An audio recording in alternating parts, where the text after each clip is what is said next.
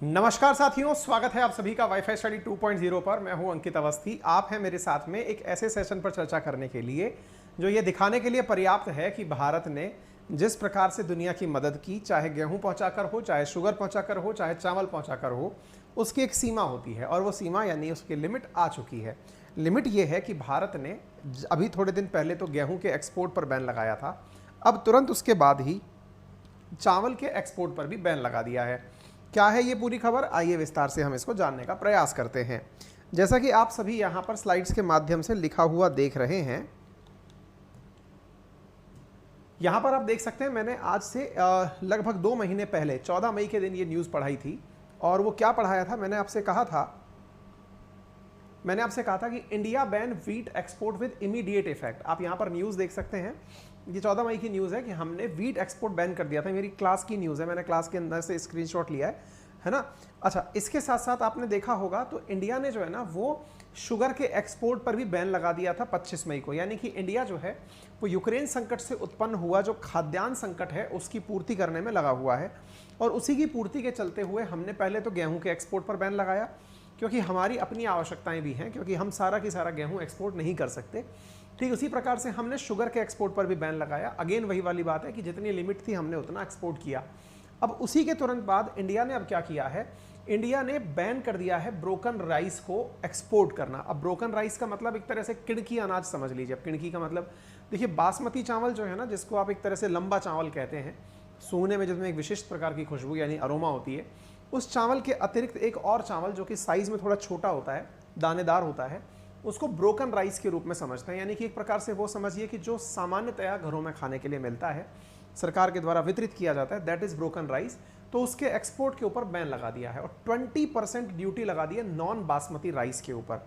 मतलब अगर हमने एक्सपोर्ट किया तो 20% हमको टैक्स एक्स्ट्रा देना पड़ेगा। अब अगर आपने 20% टैक्स बढ़ा दिया तो एक्सपोर्ट के समय दिया गया जो टैक्स है ना, उसकी वजह से जो व्यक्ति उसको मंगा रहा है उसके लिए वो महंगा पड़ेगा। स्वाभाविक सी बात है कि वो इंडिया की जगह और कोई जो दूसरा एक्सपोर्टर है उससे जाकर के लेने की कोशिश करेगा। आप यहाँ पर देख सकते हैं centre ban broken rice export abnormal increase, है ना। तो इस वजह से हम अब सवाल ये बनता है कि इंडिया ने अल्टीमेटली ऐसा किया तो किया क्यों, हमने एक्सपोर्ट बैन क्यों किया। आप यहाँ पर देख सकते हैं इंडिया रेस्ट्रिक्ट राइस एक्सपोर्ट, सब जगह ये न्यूज़ छाई हुई है। तो इसके पीछे का बड़ा कारण क्या है, तो हम उसके बारे में बात करते हैं। साथियों, यहाँ पर एक सबसे इंपॉर्टेंट चीज़, सरकार के द्वारा एक डेटा प्रकाशित किया गया और उस डेटा के अंदर ये जानकारी एक नोटिफिकेशन के माध्यम से दी गई। जब जानकारी निकाली गई तो पता चला कि सरकार हर बार की तरह इस बार भी ये चेक करना चाह रही थी कि खरीफ की फसल का कितना ज़्यादा प्रोडक्शन होने वाला है ना। मानसून आया, मानसून मतलब बारिश आई, बारिश के बाद में हमने फसलें बोई। फसलें जो बोई वो खरीफ के सेक्शन के अंदर फसलें थी। तो जो खरीफ की फसलें हमने बोई वो फसलें कितनी ज़्यादा मतलब पैदा की जा रही हैं, उसका कैलकुलेशन लगवाया। अब तक लग जाना चाहिए था टेक्निकली। आज आप सितंबर में हैं तो स्वाभाविक सी बात है कि अगस्त तक सारी बारिश की वजह से जो पौधारोपण होना था वो हो लिया। अब उसके बाद एनालिसिस किया गया, ये चेक किया गया कि भारत ने जितना पहले गेहूँ मतलब चावल बोया था उतने ही खेतों में बोया है या उससे कम में बोया है। तो पता चला कि इंडिया ने तुलनात्मक रूप से इस बार चावल की पैदावार कम जगह पर की है।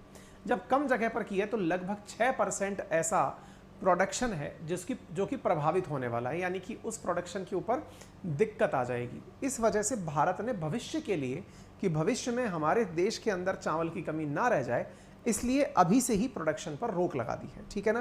तो India has ban export of broken rice and increase 20% duty, ये हमने आपको बता दिया। और ये कहा गया है कि ये 15 सितंबर तक, अब मान लीजिए अचानक आदेश आया और आदेश के आते ही हमने एक्सपोर्ट पर बैन लगा दिया, तो जिनका माल ऑलरेडी कंटेनर में भर चुका है उनका माल जाएगा या नहीं, जिनके ऑर्डर हो चुके हैं ना वो 15 सितंबर तक डिलीवर किए जाएंगे, ठीक है। तो हमने अभी तक इंडिया ने अपना जो एक्सपोर्ट है वो 2021 में अपने हाइट पर टच कर दिया था। हमने 21.5 मिलियन टन राइस जो है वो एक्सपोर्ट किया है। आप इससे अंदाज़ा लगा सकते हैं कि इंडिया ने जो राइस एक्सपोर्ट किया है वो दुनिया में सबसे ज़्यादा है। इंडिया दुनिया में सेकंड हाईएस्ट राइस प्रोड्यूसर है और फर्स्ट लार्जेस्ट राइस एक्सपोर्टर है। और इंडिया ने अकेले ने इतना राइस एक्सपोर्ट किया जितना इसके बाद में आने वाले जो 2, 3, 4, 5 हैं, यानी कि थाईलैंड, वियतनाम, पाकिस्तान और यूनाइटेड स्टेट्स, ये चारों मिलकर जितना एक्सपोर्ट करते इंडिया ने अकेले ने उतना एक्सपोर्ट कर दिया है। इंडिया जो कि बिगेस्ट राइस कंज्यूमर है चाइना के बाद, इसने market share 40% global rice trade का पकड़ लिया। यानी दुनिया का 40% गेहूं जो है उसका व्यापार, चावल जो है उसका व्यापार कौन कर रहा है? इंडिया कर रहा है। ठीक है, तो आप यहां से अंदाजा लगा सकते हैं इंडिया का जो राइस है वो 150 देशों में भेजा जाता है। आप इससे अंदाजा लगाइए, इंडिया ने एक बार पहले भी इसी प्रकार से राइस के एक्सपोर्ट पर बैन लगाया था वर्ष 2007 में। दुनिया भर के अंदर महंगाई बढ़ गई थी। आप यहां पर न्यूज़ देख सकते हैं, when India ban export in 2007 global price shot to new peak. उस वजह से जो ग्लोबल प्राइसेस हैं वो एकदम नई ऊंचाइयों तक पहुंच गए थे वर्ष 2007 में। तो यानी ये दर्शाता है कि इंडिया का प्राइस जो है ना वो बहुत मैटर करता है। अगर हमने अब एक्सपोर्ट पर बैन लगाया है तो दुनिया भर में गेहूं का संकट उत्पन्न होगा। इंडिया ने ऐसा क्यों किया? लगभग 6% यानी 5.62% हमने इस बार गेहूं का चावल का जो कल्टीवेशन है वो तुलनात्मक रूप से कम किया है। इस वजह से ये सारी की सारी चीज़ें हो रही हैं। ठीक है, तो उम्मीद है कि आपको ये सारी जानकारी समझ में आ गई हो। इंडिया ने वर्ल्ड में 21.2 मिलियन टन राइस को एक्सपोर्ट किया 21-22 में, और 3.94 मिलियन टन जो है वो बासमती हमने एक्सपोर्ट किया है। इससे आप अंदाज़ा लगा सकते हैं। ठीक है, तो एक प्रकार से ये समझिए कि दुनिया भर को इस वजह से बहुत ज़्यादा दिक्कत होने वाली है। ब्रोकन राइस इंपोर्ट करने वाले देशों में चाइना का नंबर भी बहुत ऊपर आता है। अब मैं आपको एक चीज़ दिखाता हूँ, यहाँ पर आप इसको पढ़ने का प्रयास करिए। ये दुनिया भर के अंदर लीडिंग राइस प्रोड्यूसर्स हैं, यानी कि जिनके यहाँ सबसे ज़्यादा राइस पैदा होता है, तो उसमें पैदा होता है चाइना के पास सबसे ज़्यादा। नंबर 2 पर इंडिया के पास, नंबर 3 पर इंडोनेशिया, बांग्लादेश, वियतनाम, थाईलैंड, इस प्रकार से पाकिस्तान भी टॉप 10 में आता है। लेकिन जब बात की जाती है प्रोडक्शन के बाद सेल करने की, तो सेल में सबसे ऊपर आता है इंडिया, फिर आता है वियतनाम, फिर थाईलैंड, फिर पाकिस्तान, यूनाइटेड स्टेट्स। आप ऐसे सोचिए कि इंडिया ने इन चारों के द्वारा, आप इस प्रकार से देखिए, 18,750 मैट्रिक टन हमने गेहूं एक्सपोर्ट किया है ना। अब आप इस प्रकार से अंदाजा लगाइए, जोड़िए इनको, 6 दूनी 12, 4 16, 2 18, हमने अकेले ने 18,750 यानी 2, 3, 4, 5 Vietnam, Thailand, Pakistan, United States, इन चारों के द्वारा जितना गेहूं एक्सपोर्ट किया जाता है उतना हमने अकेले ने कर दिया।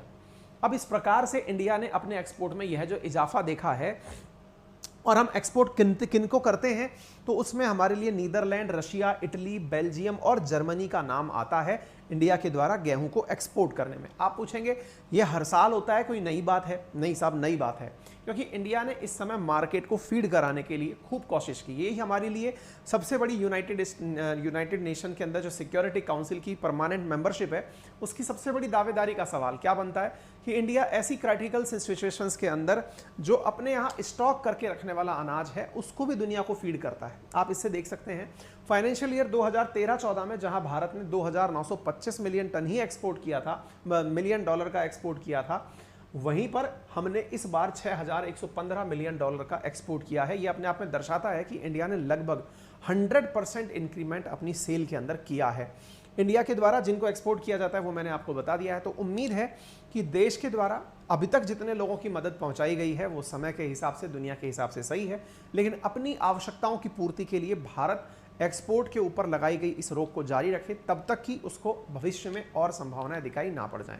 अभी के लिए इतना ही। सेशन पसंद आया हो तो इसे जरूर साथियों से शेयर करें, लाइक करें, चैनल पर नए हैं तो सब्सक्राइब करें। मेरा रेफरल कोड है अंकित10, जिसका यूज करके आप पा सकते हैं 20% discount in UPSC and SSC. Including this आप नेट, गेट या जो भी एग्जाम आप देते हो, कैट का एग्जाम, डिफेंस का एग्जाम, जेई का एग्जाम, जिस भी एग्जाम के आप बैठने वाले हों, यदि वहाँ अनअकैडमी का आप सब्सक्रिप्शन परचेज करना चाहते हैं तो अंकित10 से फिलहाल आप 20% डिस्काउंट ऑफर का लाभ ले सकते हैं।